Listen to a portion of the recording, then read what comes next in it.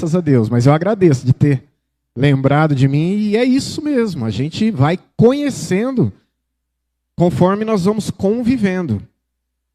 E eu quero trazer aqui uma mensagem que está lá no Evangelho de João, no capítulo 8.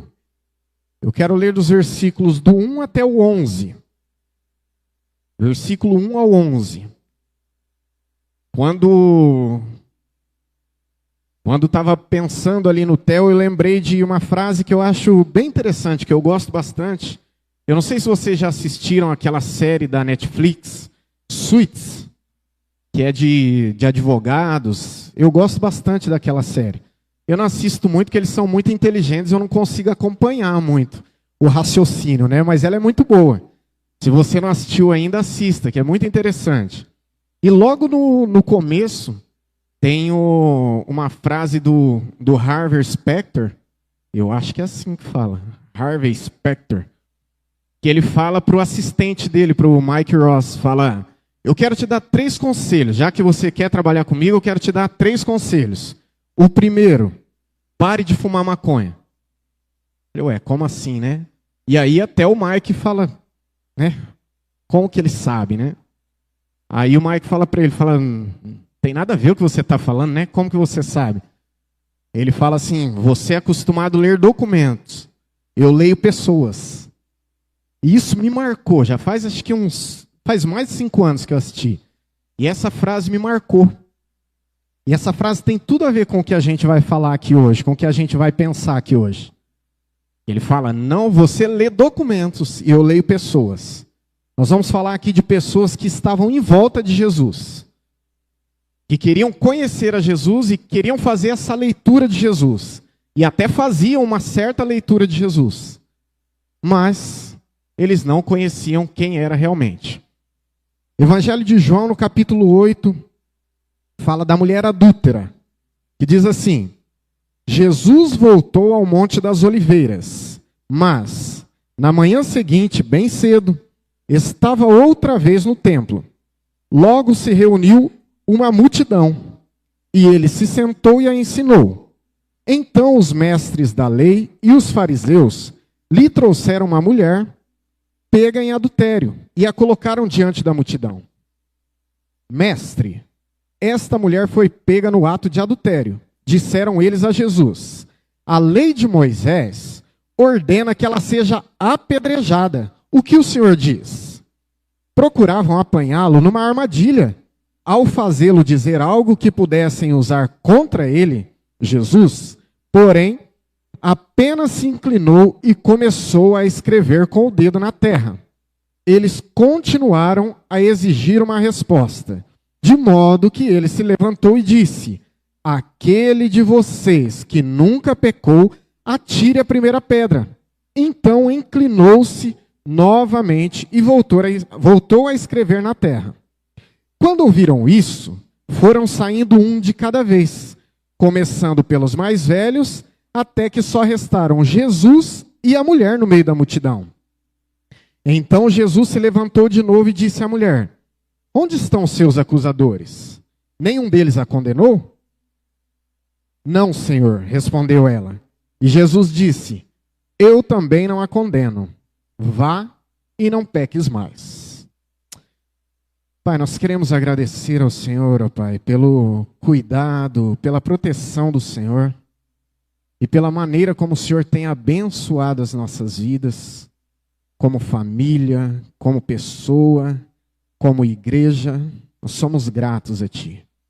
E neste momento, ó Pai, nós queremos aprender da Tua palavra, nós queremos meditar naquilo que o Senhor tem para nós. Nós queremos viver, Senhor Deus, aquilo que o Senhor sonhou para nós. E nós queremos viver isso através da Tua palavra. Por isso pedimos ao Senhor que pelo Teu Espírito, ó Pai, venha falar aos nossos corações, às nossas vidas. Que as palavras que saem da minha boca sejam palavras vindas do Senhor para os nossos corações. Que nós possamos Te ouvir. O intuito aqui é ouvir a Tua voz. Nós queremos ouvir a Tua voz. Em nome do Teu Filho Jesus. Amém. Então, irmãos, essa é uma passagem muito conhecida.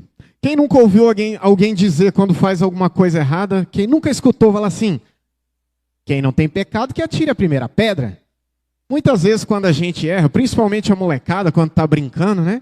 Faz alguma coisa, fala: bom, tá me julgando aí? Então, se você não tem pecado, né? Atira a primeira pedra, então. Se bem que com moleque não é muito bom fazer isso, não, porque às vezes a molecada atira mesmo, né? Eu tenho uns amigos que era bom de mira. Eu nunca fui muito, não. Mas eu tinha uns amigos bons. Mas é uma passagem bem conhecida. Uma passagem que todo mundo conhece. A grande maioria das pessoas conhece. E aqui, eu quero destacar aqui 3 públicos. 3 categorias de pessoas que estavam diante de Jesus. A primeira delas, no versículo 2, fala assim: mas na manhã seguinte, bem cedo, estava outra vez no templo. Logo se reuniu uma multidão. Ou seja, tinha uma multidão diante dele. Ele se sentou e a ensinou. A primeira categoria de pessoas que estavam em volta de Jesus era a multidão. Tinha uma multidão que seguia Jesus. Tinha uma multidão que por onde ele passava, essa multidão estava caminhando atrás dele. Porque eles tinham um intuito. Eles tinham um desejo. O que Jesus está fazendo? Ensinando. E se Jesus está ensinando, eles estão ali aprendendo. Eles estavam em busca de Jesus. Eram pessoas que tinham ciência de que não conheciam a Jesus, que não conheciam as Escrituras, que não conheciam muita coisa. Então eles estão ali para aprender. Essa é a primeira categoria de pessoas. Pessoas que estão no ambiente buscando aprender, que têm convicção de que não conhecem. A segunda categoria vai estar no versículo 3. Aqui já aparece a segunda e a terceira, que fala assim: então, os mestres da lei e os fariseus lhe trouxeram uma mulher pega em adultério e a colocaram diante da multidão. Então, quem vem? Já com a multidão que estava ali, que eles colocam ela diante da multidão, quem vem agora são os escribas e fariseus. Eu quero juntar essas 2 categorias aqui numa só, que são os estudiosos, que são os conhecedores, que eram a nata dos religiosos. Dentro desse povo aqui, os fariseus eram a nata da religiosidade. Junto deles tinham os escribas. Quem são os escribas? Os escribas são pessoas que eles faziam um trabalho muito importante. Na época, eram poucas as pessoas que eram alfabetizadas. Então, qualquer documento, qualquer coisa que fosse registrada, precisava de alguém que soubesse escrever. E os escribas faziam isso, um contrato de casamento, um contrato de compra e venda. Naquela época, era tudo feito escrito à mão, mas precisava de alguém que escrevesse. Assim também era com as escrituras, porque eles tinham as escrituras em mãos, então precisava de alguém que escrevesse tudo aquilo ali para passar adiante, porque conforme o tempo ia passando, ia perdendo as escrituras, o que eles escreviam ia perdendo a cor. Sabe aquele bilhetinho que você coloca, aquele papelzinho, aquele comprovante que você coloca no bolso? Depois de uns dias você pega, não tem mais nada escrito? É mais ou menos isso, ia apagando. Então precisava dos escribas para irem relatando novamente, colocando novamente. Então, isso fazia deles pessoas que conheciam muito bem as escrituras, porque eles estavam sempre refazendo aquele trabalho, então eles conheciam. Então eles eram as pessoas que conheciam as escrituras junto dos fariseus, que era a nata religiosa. Então essas pessoas, eu junto os 2 aqui, em uma categoria de pessoas que acreditavam que conheciam as Escrituras e que conheciam o Messias. Por isso que eles estavam atrás de Jesus, para testar Jesus, para provar que Jesus não era o Messias. Mas tem uma terceira categoria aqui, que é uma mulher. Uma mulher adúltera, uma mulher pega em adultério. Nós estamos aqui no mês das mulheres, dia 8 de março, você sabe, foi o Dia Internacional da Mulher. E nós decidimos ter esse tema aqui para falar sobre as mulheres. E aí eu venho falar de mulher adúltera. De onde você está com a cabeça? Falar de uma mulher que vai ensinar o quê? O que a gente pode aprender com uma mulher adúltera? Mas a questão é, tudo que está escrito nas Escrituras serve de ensinamento para nós. Essa mulher não faz parte da Escritura à toa. Essa mulher não está aqui por acaso. Assim como as mulheres daqui, várias mulheres que estão aqui na igreja, vocês não estão aqui por acaso. Eu quero destacar aqui o que Jesus fez na vida dessa mulher. E como Jesus usa essa mulher para trazer ensinamentos para nós hoje. Existe uma discussão, existe um debate na academia sobre esse texto aqui. Existem teólogos que dizem que esse texto não devia estar aqui. Alguns dizem que esse texto deveria estar no Evangelho de Lucas, porque é muito parecido com a maneira de Lucas escrever. Alguns dizem que esse texto não devia estar aqui na Bíblia, porque fala que ele é um texto tardio, que ele foi incluído depois, um bom tempo depois. Mas a minha preocupação não é com isso. A minha preocupação não é se esse texto foi inserido depois ou antes. Se ele tinha que estar em Lucas ou em João. Para mim não faz diferença. Para mim o que importa é que ele está aqui. E é palavra de Deus para nós e traz ensinamentos para nós. Então essa mulher aqui, pega em adultério. Eu quero falar dessas 3 categorias. Primeiro, quando a gente fala da multidão, como eu disse, a multidão é um tipo de pessoa que estava ali caminhando atrás de Jesus, buscando conhecer a Jesus. A segunda categoria são os escribas e fariseus que estavam ali para testar Jesus, para cutucar e para perguntar, ó, se a gente fizer tal tipo de pergunta, vai dar certo, que nós vamos pegar ele. E quando eles trazem essa mulher, eles têm uma grande carta na manga. Porque o que eles fazem através dessa mulher? Primeira coisa que eu fico pensando aqui, que eu já fico indignado. Esses dias a Letícia brincou comigo e falou, eu gosto de você, Edu, você é meio feminista. Porque eu gosto de defender as mulheres. Porque eu sempre digo que sempre que tiver alguma decisão que tem que ser tomada, tem que ter mulher no meio. Toda decisão que a gente for tomar, seja na igreja, seja onde for, se não tiver mulher, vai ser uma decisão manca. Vai ser uma decisão que vai faltar algo. Então, tudo que a gente for fazer, eu sempre defendo, tem que ter mulher. Quando nós fomos formados, quando foi formada a comissão de sucessão pastoral, eu fiquei feliz por saber que tinha mulheres ali. Porque as mulheres enxergam diferente, as mulheres pensam diferente. E aqui nós vemos os homens trazendo essa mulher, a mulher adúltera, e fala que eles trouxeram a mulher que foi pega em flagrante adultério. Eu acho que assim como eu, você também vai achar algo estranho. Se a mulher foi pega em adultério, foi em flagrante, cadê o homem? Como que alguém comete um ato de adultério que só pode ser cometido entre 2 pessoas? Como que a pessoa consegue cometer esse ato de adultério sozinha? Alguém consegue me explicar onde está a outra pessoa dessa relação? Não aparece. Não está aqui, eles não trouxeram. Porque a ideia deles, eles não estavam preocupados em fazer justiça. Eles estavam preocupados em pegar Jesus. Eles estavam preocupados em ter alguma acusação contra Jesus. E aí eles chegam ali e começam a falar com Jesus, ô mestre, a hipocrisia já começa quando traz só a mulher. E ela continua com eles chamando Jesus de mestre. Porque eles não tinham Jesus como mestre. Para eles não era mestre. Eles estavam querendo provar exatamente o contrário disso. Mas eles, na hipocrisia, falam, mestre, essa mulher aqui foi pega em adultério. E a lei diz que ela tem que ser apedrejada. Porque lá em Êxodo 20, no versículo 14, fala, não adulterarás. Lá nos 10 mandamentos, diz que não se deve adulterar. E lá em Deuteronômio 22, fala que se houver o adultério, tem que trazer o homem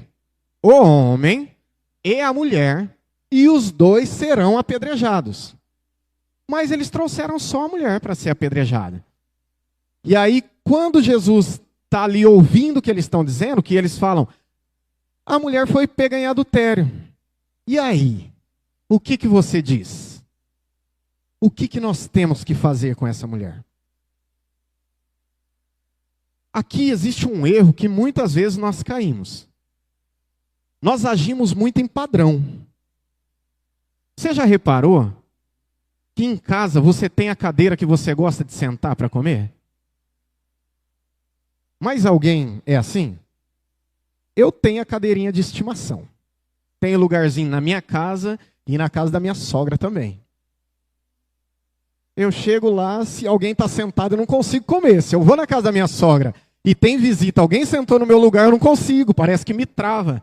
Parece que até a fome já não é mais a mesma. Ah, não, esse lugar é meu, aí não está certo. Então a gente age muito por padrão. Na igreja, você tem o seu lugarzinho favorito que você gosta de sentar? E quando chega um visitante e senta no seu lugar? Não é estranho? Então nós vivemos por padrão. E nós agimos por padrão. E aqui, esses escribas e fariseus, eles fazem uma pergunta para Jesus, pensando no padrão. Não é estranho quando alguém começa a fazer pergunta para a gente, pergunta que a gente não quer responder, ou pergunta que a gente não sabe responder? Essa semana o Andrei ficou estressado comigo. Ele falou, já estou estressado com o Du já.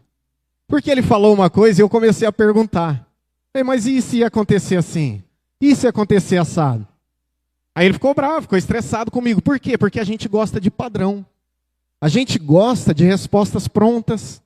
A gente gosta de fazer sempre a mesma coisa. E isso é com todo mundo. Porque isso economiza energia.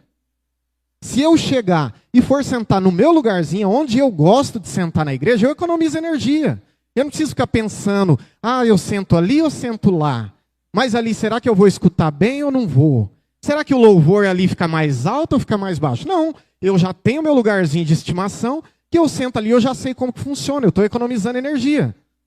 E aqui eles chegam para Jesus e eles fazem uma pergunta, pensando, a gente vai perguntar, ele vai responder. Ele só tem duas saídas. Ou ele manda a gente apedrejar, e se ele mandar a gente apedrejar, ele tem um problema com o Império Romano, porque aqui quem manda é o Império Romano, porque não podia fazer nada se não fosse com o aval do Império Romano. Mas se ele falar que essa mulher não vai ser apedrejada e que ela está perdoada, aí o problema dele é com a gente. Então, se ele fizer isso, ele está indo contra a lei de Moisés. Porque João escreve aqui, está bem explícito, que eles trazem conforme a lei de Moisés. Então, Jesus estava numa bifurcação. Ou ele perdoa a mulher e fala, olha, ninguém vai fazer nada com essa mulher, deixa ela errou, mas deixa ela aí, ninguém faz nada, ninguém apedreja. Ou então ele diz, tem que apedrejar, vamos apedrejar. Aí o problema era com o Império Romano. Só tinha duas respostas. Apenas essas duas respostas. E muitas vezes, nós chegamos diante de Deus e diante de Jesus, dizendo, Senhor, ou é isso, ou é isso. Senhor, ou o Senhor faz assim, ou o Senhor faz assado. Quando Benjamim ia nascer, nós tínhamos um combinado, eu e a Gleice. Benjamim, para quem não sabe, é meu primeiro filho. Nós tínhamos um combinado. Se fosse menina, a Gleice escolhia o nome. Se fosse menino, eu escolheria. Aí, passou um tempinho, fomos lá, fizemos o chá revelação, saiu a fumacinha azul. Ou seja, eu escolho o nome. Fechado, já estava combinado antes. Não tem mais discussão. Sou eu, deixa comigo. Eu vou achar um nome para a criança. Passaram-se uns dias, a Gleice chegou e falou assim, estava vendo aqui uns nomes bem interessantes. Eu falei, espera aí, o combinado é que eu escolho. Não, você que vai escolher, tá certo, não estou falando que eu vou escolher. Mas aqui, eu escolhi 3 nomes aqui, você pode escolher dentro desses 3. Me deu toda a liberdade de escolher entre os 3 nomes. Eu tinha toda a liberdade do mundo para escolher entre os 3. Ou seja, ela me fez escolher entre aquilo ali. Tem esse, esse e esse. Não é assim que a gente faz muitas vezes com Deus? Quantas e quantas vezes a gente chega diante de Deus e fala, Senhor, estou orando neste momento. Eu sei que o Senhor é soberano e sabe de todas as coisas. Conhece exatamente o que é melhor para mim. Então, eu peço que o Senhor faça assim. Mas peraí, tem alguma coisa errada. Se o Senhor é soberano e sabe exatamente o que é melhor para mim, por que que eu estou dizendo o que é o melhor para mim? Tem alguma coisa que não está batendo. Nós achamos que Deus opera em padrão. Nós achamos que nós sabemos quem é Deus e a maneira como Ele age e a maneira como Ele vai fazer. Então nós damos as saídas para Ele. Isso mostra a maneira como nós não conhecemos ao Senhor. Isso mostra a maneira como nós temos dificuldade de entender quem Ele realmente é. Quem Ele realmente deseja ser na nossa vida. Nós queremos do nosso jeito. Nós queremos um Deus à nossa imagem e à nossa semelhança. Nós queremos que Deus faça aquilo que nos apraz. Quando Jesus ensina a oração do Pai Nosso, o que Ele ensina? Seja feita a sua vontade e não a minha. Senhor, seja feita a sua vontade. A oração do Pai Nosso traz isso, que seja feita aqui na terra como é nos céus. Que seja feita na minha vida como é na sua. Que seja feito em mim o que o Senhor quer fazer. E aí não tem padrão. Aí não tem padrão. Isso mostra o tanto que nós não conhecemos de Jesus. Mas eu quero passar para frente. Tem a outra categoria que é a mulher.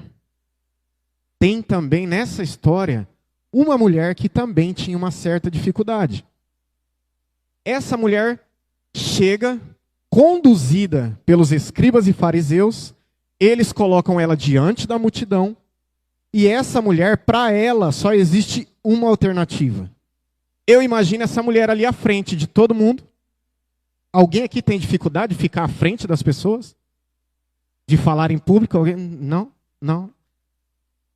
Essa mulher está ali na frente de todo mundo. À frente de toda a multidão. À frente dos escribas e fariseus que estavam julgando ela. À frente de Jesus. Ela só tem uma alternativa. Ela só fica olhando e esperando. Quem será que vai ser? Da onde vai vir a primeira pedrada? Porque ela tem ciência de que ela errou. Ela está numa situação que não tem o que ela fazer. Não tem defesa. Ela foi pega em adultério. Embora estivesse adulterando sozinha, ela sabia do erro dela. Então, se a lei é essa, estou aqui, vou ser apedrejada. Só espero que a dor passe logo, que na primeira alguém já me acerte na testa e eu já caio aqui, já morro, porque daí o sofrimento é menor. Ela só tem essa opção. Mas os escribas e fariseus estão ali para cutucar Jesus. E aí, de primeiro, ele não responde. Aí depois Jesus vem e responde algo totalmente fora do padrão. Jesus fala para eles, olha, vocês têm razão. A mulher tem que ser apedrejada. Nas entrelinhas é isso que ele está dizendo. É isso mesmo, a lei diz que ela tem que ser apedrejada. Pois então, quem não tem pecado, começa. Pode começar.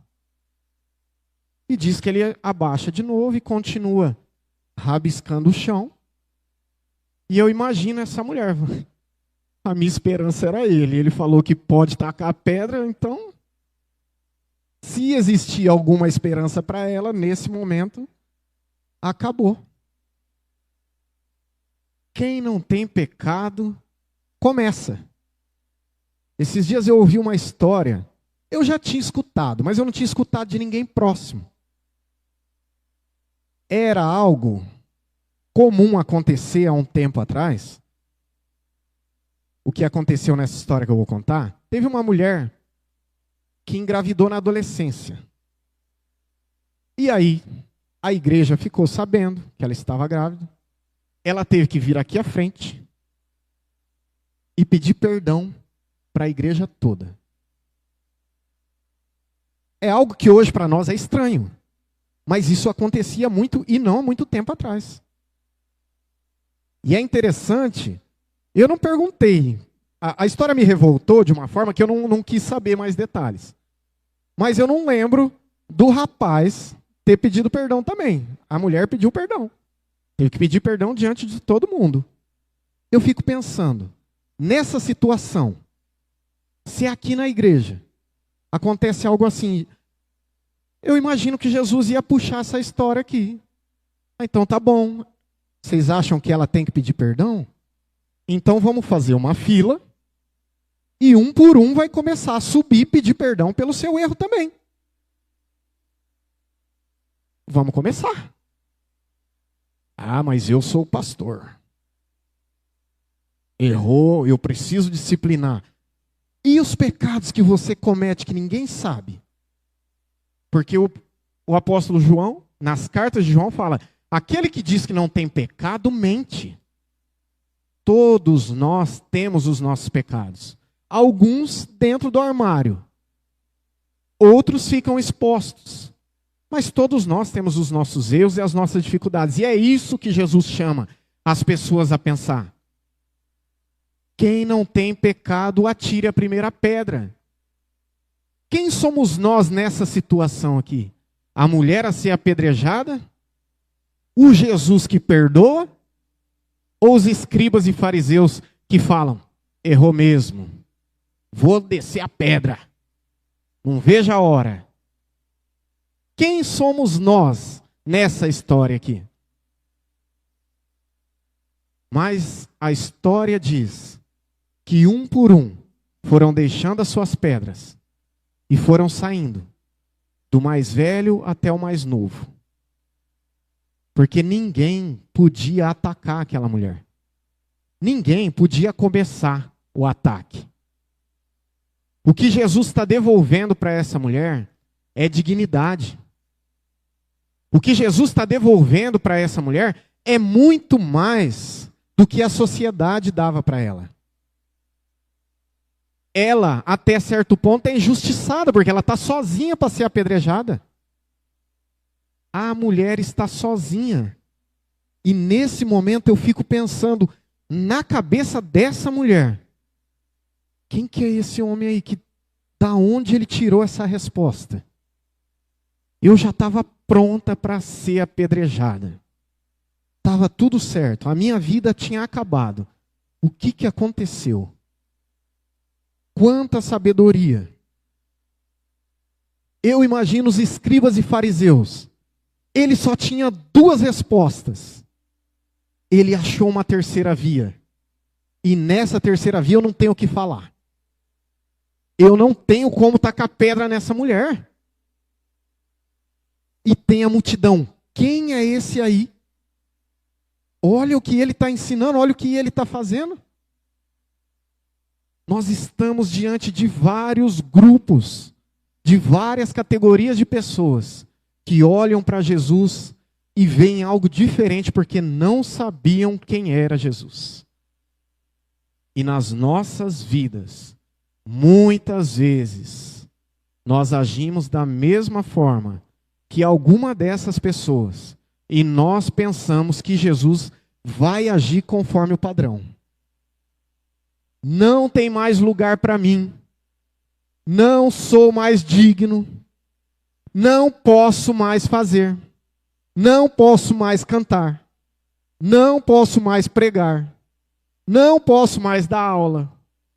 Não posso mais ser considerado alguém para quem Deus olha. Nós criamos os padrões.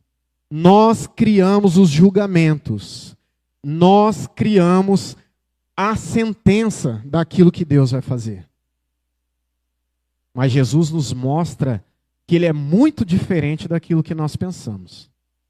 Jesus nos mostra algo totalmente diferente do padrão que nós estamos acostumados. Ele olha para aquela mulher E a mulher talvez pense: foi todo mundo embora, mas ele ainda pode me apedrejar. Talvez ela olhe para ele esperando.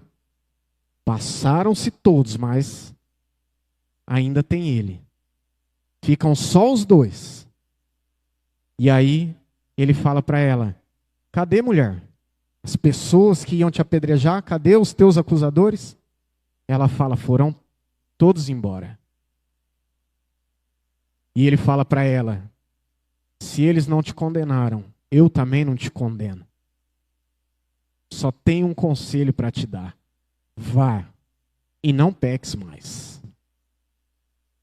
Nas entrelinhas, Jesus está dizendo: eu tenho uma outra via. Eu tenho uma outra oportunidade. A sua história não acabou aqui, mulher. A sua vida não chegou no final. Eu tenho uma outra história para fazer através de você. Eu vou escrever outra história através da sua vida. Aonde você achava que era ponto final, Jesus colocou uma vírgula e disse: segue adiante. Continua. Vá. Ande, se movimente, vá. Eu não conheço a sua história. Eu não sei qual é o ponto final que você colocou e falou assim: não dá mais. Para mim, deu. Para mim, acabou. Eu não sei em que momento da sua vida isso aconteceu. E eu nem sei se está acontecendo agora ou se vai acontecer. Mas o que eu posso te dizer é que Jesus, esse Jesus que nós precisamos conhecer, é o Jesus não do julgamento das pessoas, é o Jesus do final da história.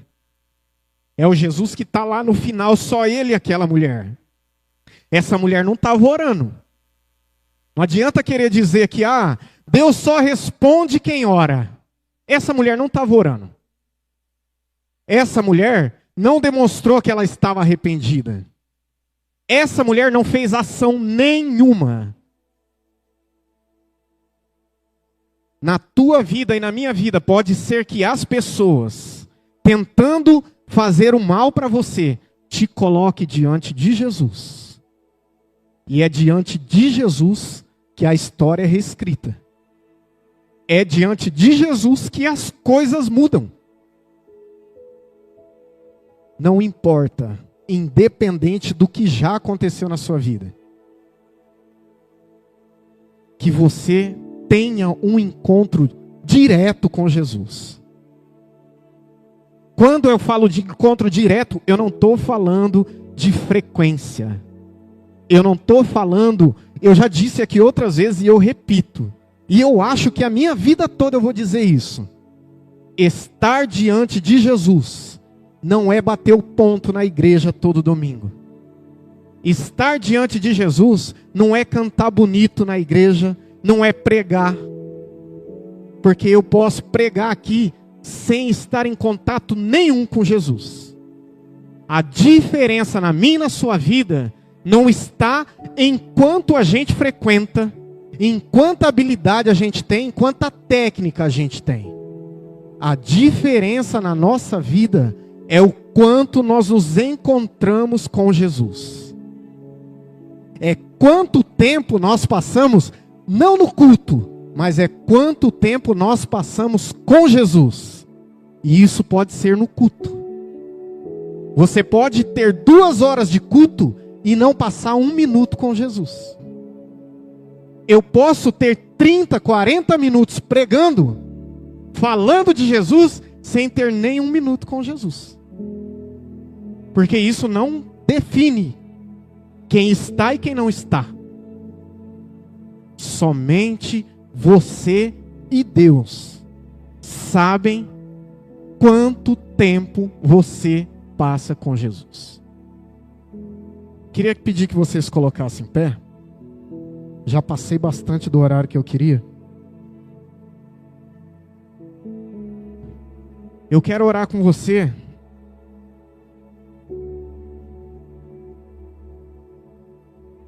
Porque pode ser que talvez você esteja nessa situação dessa mulher, dizendo para mim, não tem mais condições.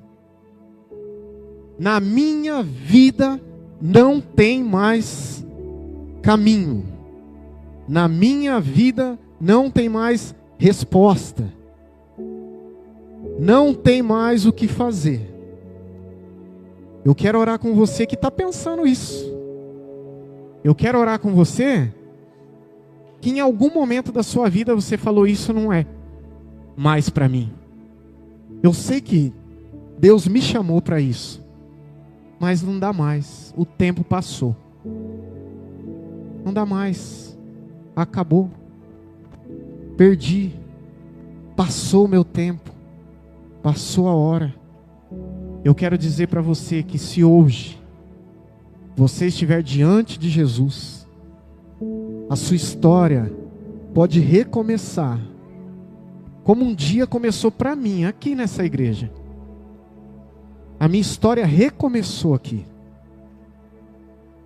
E eu tenho vivido isso dia após dia. E todas as vezes que eu me encontro com Jesus, que eu penso, não está dando certo. Não estou aguentando, não vai dar certo.